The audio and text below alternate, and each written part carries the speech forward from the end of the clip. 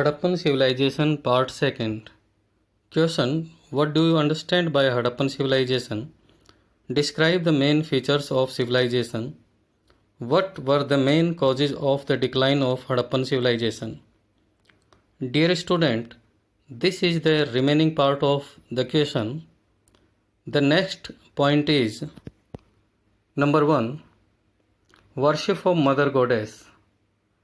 Excavation से स्त्रियों की अनेक मूर्तियां मिली हैं। संभवतः मातृ देवी के रूप में इनको पूजा जाता था। नंबर 2, वर्शिप ऑफ योगी और लॉर्ड शिवा। एक सील पर योगी का चित्र मिला है। संभवतः यह शिव का प्रारंभिक रूप रहा होगा जिसकी पूजा की जाती थी। नंबर 3, वर्शिप ऑफ लिंग एंड योनि। संभवतः इनकी पूजा उत्पादन शक्ति के रूप में, विकास और समृद्धता के प्रतीक के रूप में की जाती रही होगी। Worship of animal and birds. इसके अलावा बहुत सी मूर्तियाँ, चित्र इत्यादि एनिमल्स के और बर्ड्स के मिले हैं, जिसमें सबसे महत्वपूर्ण हम्ड बुल है, rhino, tiger, elephant, crocodile, cock, peacock, duck, deer, snake इत्यादि के मिले हैं। संभवतः इनकी भी वे लोग पूजा करते रहे होंगे। Worship of trees. इसके अलावा विभिन्न पेड़ पौधों की चित्र मिले हैं, इनकी भी वो लोग पूजा करते थे। Worship of fire, water and sun. Lothal में फायर पिट्स मिले हैं, अग्निकुंड मिले हैं। इसके अलावा स्वास्तिक और चक्र के चिन्ह भी मिले हैं। शायद स्वास्तिक और चिन्ह को सूर्य का प्रतीक माना जाता था। इनकी भी हड़प्पा काल में पूजा की जाती थी। Next, superstitions and witchcraft.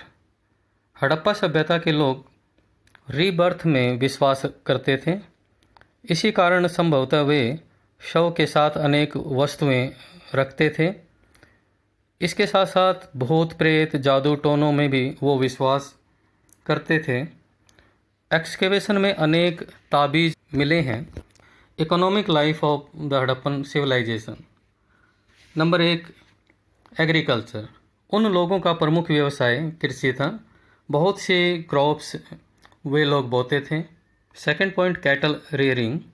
दूसरा प्रमुख व्यवसाय पशुपालन था। अनेक प्रकार के पशु वो लोग पालते थे। संभवतः घोड़े के विषय में उन्हें अधिक ज्ञान नहीं था। हालांकि कालीबंगा, सुरकोटड़ा आदि स्थानों से घोड़े के बोन्स मिले हैं, लेकिन उन लोगों ने संभवतः घोड़े को अभी पालतू नहीं बनाया था। Number 3, industry. बहुत ज़्यादा कॉटेज इंडस्ट्रीज थी, जहाँ पर metal work, wooden work, textile work, leather work, stone work, ornaments इत्यादि बनाए जाते थे। टूल्स बनाए जाते थे, वेपन बनाए जाते थे, पॉटरी बनाए जाते थे, ब्रिक्स बनाए जाते थे और टॉयज इत्यादि बनाए जाते थे। Trade and commerce. हमें इस प्रकार के प्रमाण भी मिले हैं जिससे पता चलता है कि हड़प्पन काल में ट्रेड एंड कॉमर्स भी काफ़ी डेवलप था। वे लोग न केवल थल के द्वारा अपितु जल के द्वारा भी व्यापार करते थे। लोथल में इस प्रकार के प्रमाण मिले हैं। वे लोग कॉटन, क्लॉथ इत्यादि एक्सपोर्ट करते थे। गोल्ड, सिल्वर, प्रीशियस स्टोन, लकड़ी, शिलाजित इत्यादि का इंपोर्ट किया जाता था। इजिप्ट, क्रीट, मेसोपोटामिया की सभ्यताओं इत्यादि के साथ उनका व्यापारिक संबंध था। इसके अतिरिक्त उन्होंने एक डेवलप मेजरमेंट सिस्टम डिस्कवर कर लिया था जो 1, 2, 3, 4, 8, 16, 32, 64 रेशियो पर आधारित था।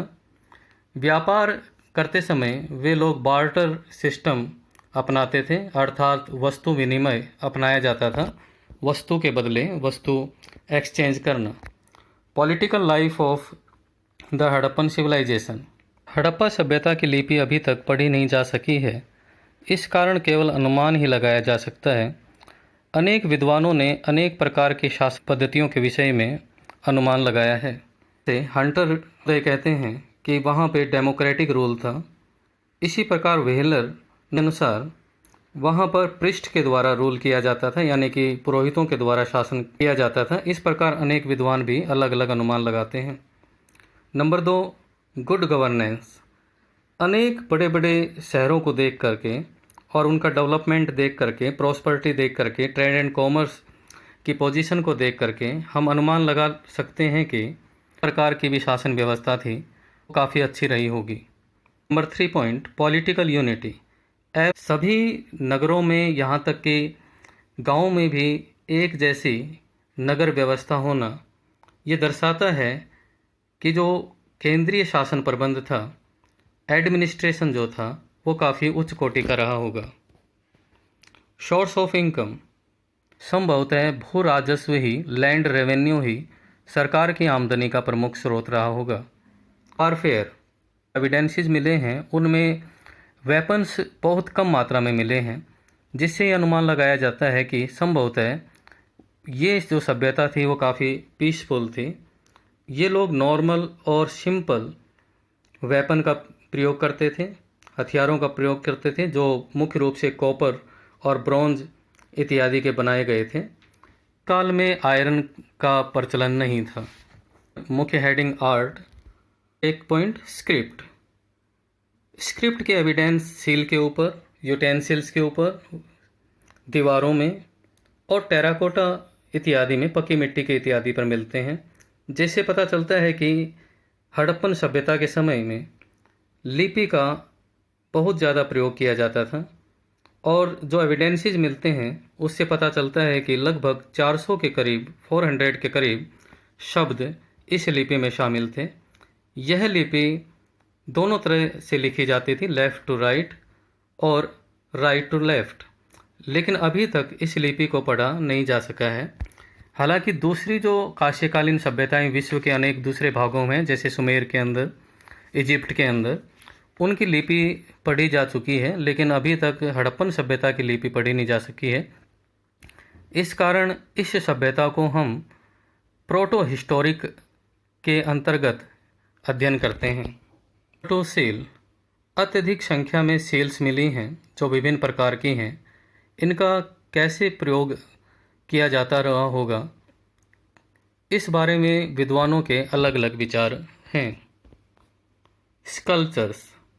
स्कल्पचर्स आर्ट भी काफ़ी डेवलप थी। मूर्तियाँ स्टोन की, मेटल की, टेराकोटा इत्यादि की बनाई जाती थी। एक ब्रॉन्ज स्कल्पचर मोहनजोदड़ो से मिली है जो डांसिंग गर्ल की है, वो काफ़ी प्रसिद्ध है, विश्व प्रसिद्ध ये मूर्ति है। पेंटिंग। इसके अलावा हड़प्पा सभ्यता में पेंटिंग भी काफ़ी प्रचलन में थी। विशेष रूप से पोट्री के ऊपर पेंटिंग मिलती है। इसके अलावा सील्स के ऊपर भी मिलती है। ट्रिकल लाइन्स हैं, नेचर से रिलेटेड, ह्यूमन से रिलेटेड, बर्ड से, एनिमल्स इत्यादि, इनकी पेंटिंग्स बनाई जाती थी। आर्ट्स ऑफ ज्वेलरी, ये भी काफ़ी डेवलप था। बहुत प्रकार की ज्वेलरी मिलती है, विशेष रूप से मेटल की भी। इसके अलावा प्रीशियस स्टोन्स की, स्टोन की, बोन की, क्ले की, आइवरी की, हाथी दांत इत्यादि की बनी हुई ज्वेलरी भी मिलती है। पोट्री, मिट्टी के बर्तन।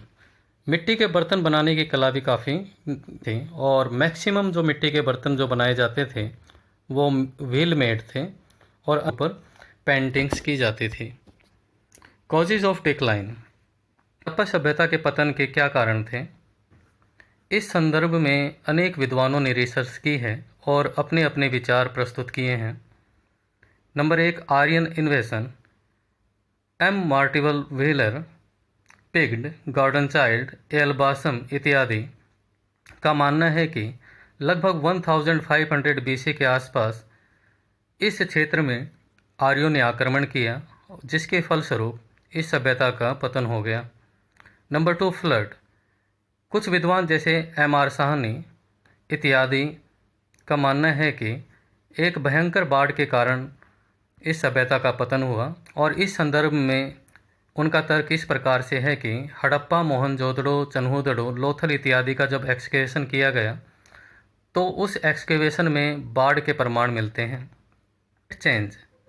कुछ विद्वान क्लाइमेट चेंज को, जो वातावरण में परिवर्तन हुआ जिसके कारण से यहाँ के जो लोग थे वो माइग्रेट हो गए, इसको इस सभ्यता के डिक्लाइन का कारण मानते हैं।